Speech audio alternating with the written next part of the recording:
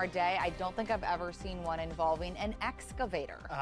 The definition of a slow speed chase, I suppose, right? You are right about that. That did not look like he was getting anywhere. Pretty crazy stuff. And the weather's been a little crazy lately as well. Yeah, a little bit of everything. Afternoon showers and thunderstorms the last couple of days causing some flooding issues. Some very heavy rainfall, quite a bit of thunder and lightning associated with those as well. As we head through the weekend, we got more of the same. So first alert in place for today and tomorrow. We'll see those afternoon thunderstorms bubbling up once again. Now, reminder, not everybody's going to see the thunderstorm activity across the area as we head into the afternoon. You can see some showers still lingering this morning from the activity yesterday. That batch that I've been watching through Greenville and Asheville moving up toward 40 is continuing to weaken. Really not expecting much precip to fall out of that at all. Late morning, early afternoon, those rain chances could be running about 20%.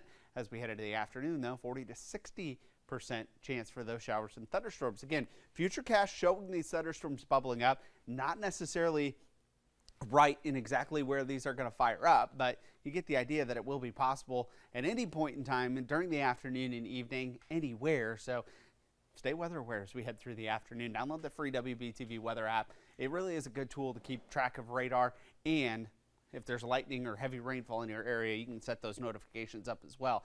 9-10 o'clock tomorrow morning could see some lingering showers similar to what we had today. And then tomorrow afternoon, more scattered showers and thunderstorms developing during the afternoon and into the evening. More of the same for Monday. So our weather pattern really not going to change a whole lot. The chance for some flash flooding all across the Carolinas, a little bit better chance up to the north and east, but it's a level 1. What that means for you is an isolated flash flooding issue could be possible across the area. 40 to 60% chance for those showers and thunderstorms over the next 7 days. Now, dew points hovering right at 70 degrees this morning. We're in the tropical category.